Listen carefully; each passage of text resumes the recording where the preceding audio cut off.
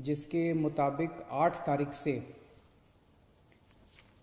देश भर में रेस्टोरेंट खोले जाएंगे, मॉल्स खोले जाएंगे और धार्मिक स्थान खोले जाएंगे। दिल्ली सरकार भी केंद्र सरकार के उन्हीं आदेशों के मुताबिक कल से दिल्ली में रेस्टोरेंट, मॉल्स और धार्मिक स्थान खोलने जा रही है। लेकिन जब ये खोले जाएंगे तो वहाँ पे सोशल डिस्टेंसिंग के क्या क्या स्टेप्स उठाने होंगे, मास्क पहनना होगा, जितने भी एहतियात बरतने के लिए केंद्र सरकार की एक्सपर्ट्स ने, केंद्र सरकार ने जो आदेश दिए हैं, उन सारे स्टेप्स को दिल्ली सरकार लागू करने जा रही है और वो ऑर्डर अभी थोड़ी देर के बाद लागू हो जाएंगे। लेकिन दिल्ली में होटल्स और बैंकेट हॉल्स को अभी नहीं खोला जा रहा है, क्योंकि दिल्ली में बढ़ते हुए कोरोना के केसेस को ध्यान में रखते हुए आने वाले समय में हो सकता है हमें कई होटल्स और बैंकेट हॉल्स को हॉस्पिटल्स के साथ अटैच करके उनको हॉस्पिटल्स में कन्वर्ट करना पड़े। इसके मद्देनज़र अभी होटल्स और बैंकेट हॉल्स को नहीं खोला जा रहा। धीरे धीरे हम सब लोगों ने मिलके अपनी अर्थव्यवस्था तो खोल ली, बहुत सारी ढील दे दी लॉकडाउन के अंदर। लेकिन लॉकडाउन में ढील देने का ये मतलब नहीं है कि कोरोना ख़त्म हो गया। कोरोना अभी बड़ी तेज़ी से बढ़ रहा है। इसीलिए मेरी आप सब लोगों से हाथ जोड़ के विनती है कि जो भी एहतियात बरतने के लिए 3 चीज़ें बार बार कही जा रही हैं, सोशल डिस्टेंसिंग बरतें, मास्क पहने। मैं देखता हूँ कि कई लोग घर के बाहर निकल रहे हैं बिना मास्क पहने हुए। मास्क पहन के आप किसी पे एहसान नहीं कर रहे, मास्क पहन के आप अपने ऊपर एहसान कर रहे हैं। अगर आप एहतियात बरतेंगे तो आप कोरोना से बच सकते हैं।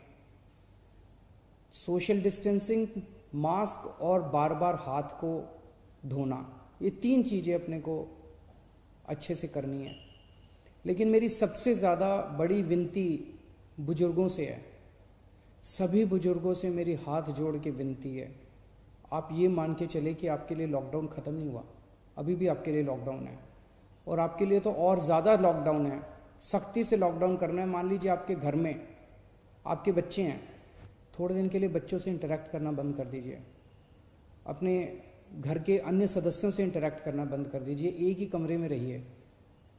अगर ज़रूरत है तो एक बारी बाहर राउंड लगा आइए, लेकिन किसी के साथ भी इंटरेक्ट मत कीजिए किसी भी तरह से। बुज़ुर्ग सबसे ज़्यादा, जितनी मौतें हो रही हैं उनमें सबसे ज़्यादा बुज़ुर्ग हैं।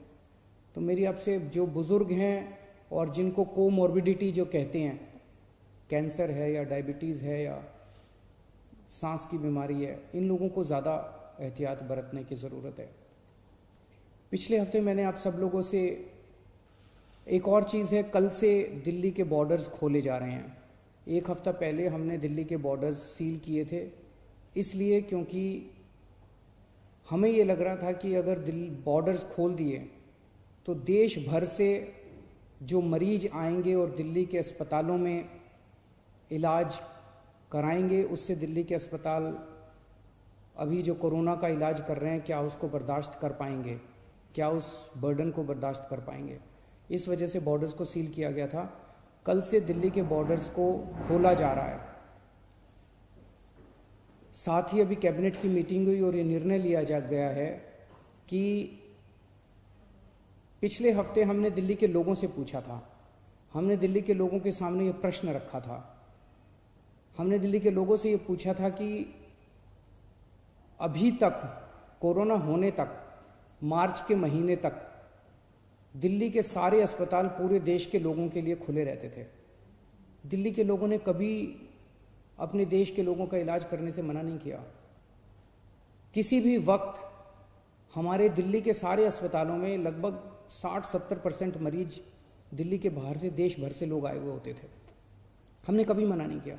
लेकिन इस वक्त दिल्ली खुद बहुत बड़ी समस्या में है। दिल्ली में कोरोना के केस बहुत तेज़ी से बढ़ रहे हैं और उसके इंतजाम करने के लिए दिल्ली सरकार, आपकी सरकार, बेड्स का इंतजाम कर रही है। चारों तरफ अस्पतालों में बेड्स का इंतजाम कर रही है। ऐसी स्थिति में अगर हमने दिल्ली के अस्पताल पूरे देश के लोगों के लिए खोल दिए, तो दिल्ली के लोगों को जब कोरोना होगा तो वो कहाँ जाएंगे? इस पे हम लोगों ने जनता से विचार मांगे थे। 7.5 लाख लोगों ने अपने सुझाव भेजे और 90% से ज़्यादा लोगों का यही कहना था कि कोरोना तक, जब तक कोरोना है दिल्ली में, तब तक दिल्ली के अस्पताल केवल दिल्ली वालों के लिए रिजर्व होने चाहिए। उसके बाद हम लोगों ने एक 5 डॉक्टर्स की कमेटी बनाई। बड़े बड़े डॉक्टर्स थे।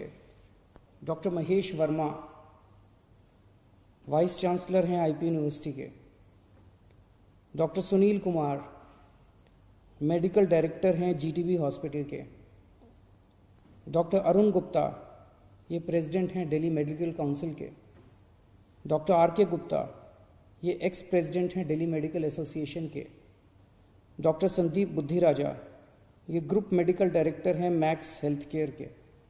इन 5 लोगों की कमेटी ने विचार विमर्श करके और दिल्ली की जो मेडिकल इंफ्रास्ट्रक्चर है, हेल्थ इंफ्रास्ट्रक्चर है, उस पर नज़र डाल के उसको सारे को एसेस करके उन्होंने अपनी रिपोर्ट दी है। और उन रिपोर्ट में और बहुत सारी चीज़ें हैं, लेकिन उनका ये कहना है कि अगर दिल्ली में इस वक्त कोरोना के केसेस बहुत ज़्यादा बढ़ रहे हैं और जून के अंत तक दिल्ली को लगभग 15,000 बेड्स की ज़रूरत होगी। ये कहाँ से आएंगे?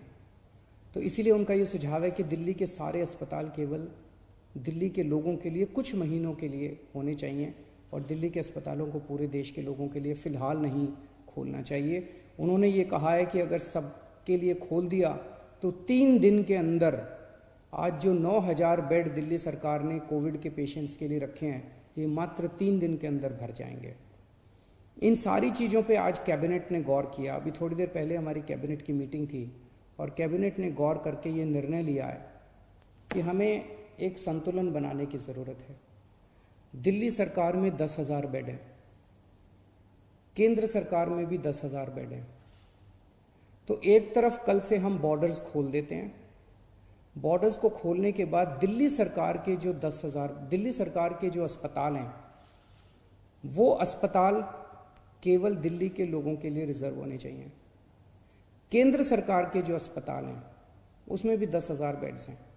वहाँ पे कोई भी देश भर से आके अपना इलाज करा सके, उसके ऊपर दिल्ली सरकार कोई आदेश नहीं पारित कर रही, उसके ऊपर कोई तो जो जैसे आज व्यवस्था है कि केंद्र सरकार के अस्पतालों में कोई भी जाके इलाज कराता है, केंद्र सरकार के अस्पताल सबके लिए खुले रहेंगे। प्राइवेट अस्पताल केवल दिल्ली वालों के लिए रिजर्व रहेंगे कोरोना तक। लेकिन कुछ प्राइवेट अस्पताल ऐसे हैं जो स्पेशल किस्म की सर्जरी करते हैं, जो सर्जरी बाकी देश भर में अवेलेबल नहीं है और लोगों को अपनी जान बचाने के लिए दिल्ली आना पड़ता है। जैसे ऑन्कोलॉजी सर्जरीज़ हैं, ट्रांसप्लांटेशन है, न्यूरो सर्जरीज़ हैं। इस किस्म की कुछ सर्जरीज़ जो कुछ चंद अस्पताल करते हैं, उन सर्जरीज़ के लिए देश भर से लोग अगर दिल्ली आके अपनी सर्जरी करवाते हैं, वो पूरे देश के लोगों के लिए खुला रहेगा। तो मुझे लगता है कि ये एक बैलेंस है जिसमें दिल्ली वालों के हितों की भी रक्षा होगी और देश भर से अपने जो नागरिक दिल्ली आके अपना इलाज कराना चाहते हैं, उनके हितों की भी रक्षा होगी। बहुत बहुत शुक्रिया।